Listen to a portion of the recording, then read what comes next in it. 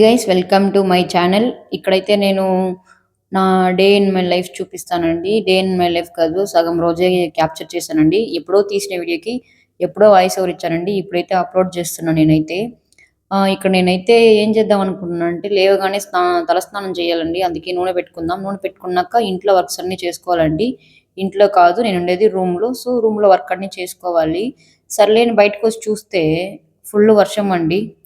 Full disappoint అయిపోయింది నాకు. చూడండి, నేను ఈ బట్టలన్నీ ఉతకాలండి. దీనికోసంగా నేనైతే వెయిట్ చేస్తా ఉన్నాను. ఎప్పుడో మా ఫ్రెండ్ పెళ్ళయిందండి. అప్పుడు ఏసుకుపోయినవి.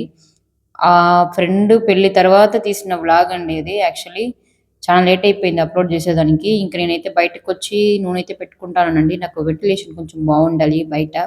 అందుకే ఎప్పుడు నేను విండోస్ అన్ని ఓపెన్‌లో పెడతానండి. వీళ్ళు ఎలా ఉంటారేమో లోపల. నాకైతే అస్సలు నచ్చదండి అలా ఉంటే.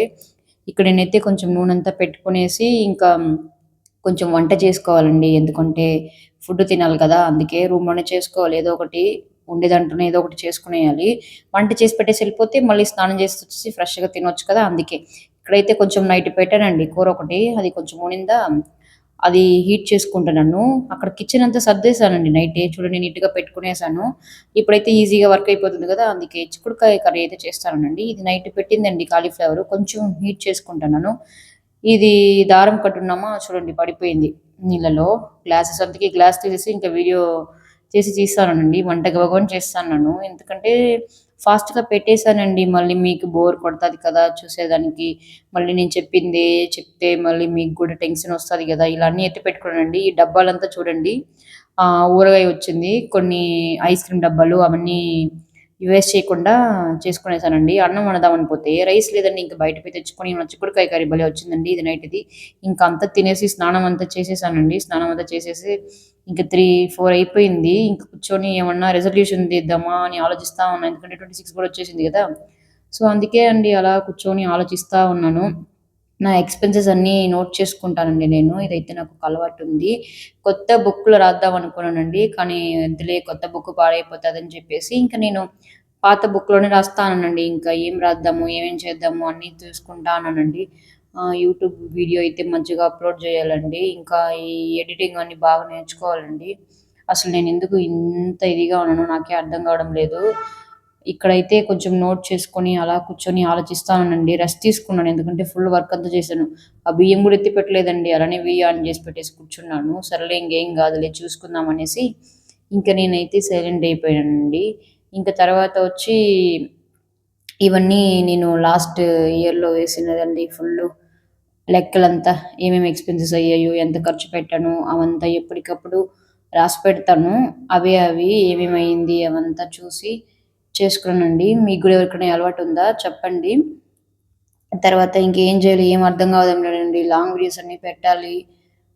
ఎడిటింగ్ చేయాలి. అన్నీ నేర్చుకోవాలండి. ఇక్కడైతే నాకు వీడియోస్‌కి వ్యూసే పోవడం లేదా. అందుకే అండి డల్‌గా కూర్చోనున్నాను నేను. సరిగ్గా వీడియోస్ అప్‌లోడ్ చేయడం లేదు. మోటివేషన్ ఎంత మోటివేషన్ నేను ఇచ్చుకున్నా గూడా నాకు మళ్ళీ ఒకలాగా అవుతా ఉందండి. వ్యూసే పోలేదే అనేసి. ఏం చేయాలో అర్థమే కాలేదు. సర్లే ఏదో ఒకటి చేద్దాంలే అని చెప్పేసి ఇంకా ఈ వీడియోకి ఇది ఎప్పుడో తీసిన వీడియో అండి. పెట్టకూడదనుకున్నా. సర్లే మళ్ళీ పెడదామనేసి ఎప్పుడో వాయిస్ ఓవర్ ఇచ్చేసానండి. మళ్ళీ ఇప్పుడైతే పెడతా ఉన్నానండి నేను దీన్ని. మళ్ళీ వాయిస్ ఓవర్ ఇచ్చి ఇక్కడ నా ఫేస్ చూసి భయపడకండి. అది అలా అలా అయిపోయింది. అలా అలా ఎక్స్‌ప్రెషన్స్ వస్తా ఉంది. కూర్చొని రాసుకుంటా ఉన్నానండి.